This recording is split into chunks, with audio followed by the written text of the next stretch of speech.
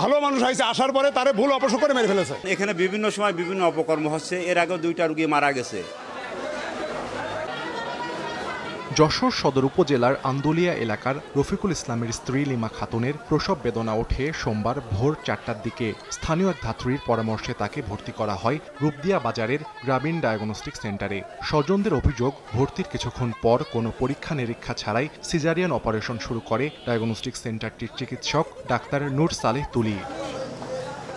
এক পর্যায়ে রক্ত স্বল্পতায় লিমার জ্ঞান ফিরছে না জানিয়ে তাকে খুলনা মেডিকেল কলেজ হাসপাতালে রেফার করা হয়। নবজাতককে বাসায় রেখে লিমাকে খুলনা মেডিকেলে নেওয়া হলে চিকিৎসক জানান অনেক আগেই মৃত্যু হয়েছে লিমার।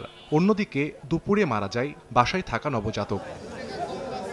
এর মাঝে ডায়াগনস্টিক সেন্টারের সব কার্যক্রম বন্ধ করে পালিয়ে যান সংশ্লিষ্টরা। ক্ষুব্ধ স্বজন ও স্থানীয়রা ভাঙচুর চালায় সেখানে। ভালো মানুষ আইছে, আসার পরে তারে ভুল অপসর করে মেরে ফেলেছে। রক্তক্ষরণ হয়ে যাওয়ার পরে এই জায়গাতে লাভাই দিয়েছে।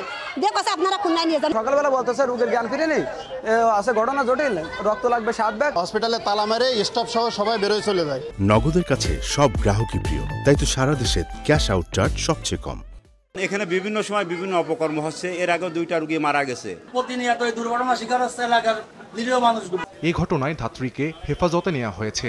অভিযোগ পেলে আইনগত ব্যবস্থা নেওয়ার আশ্বাস পুলিশের। থানায় যে তারা একটা মামলা দায়ের করলে আমরা মামলা মোতাবেক আমরা ব্যবস্থা গ্রহণ করব। ডায়াগনস্টিক সেন্টারটির মালিক জামাল হোসেন আর পরিচালনা করে আসছিলেন তার স্ত্রী ডাক্তার তুলি। 2019 সাল থেকে অনিবন্ধিত অবস্থায় কার্যক্রম চালাচ্ছিল প্রতিষ্ঠানটি। সময় সংবাদ, যশোর।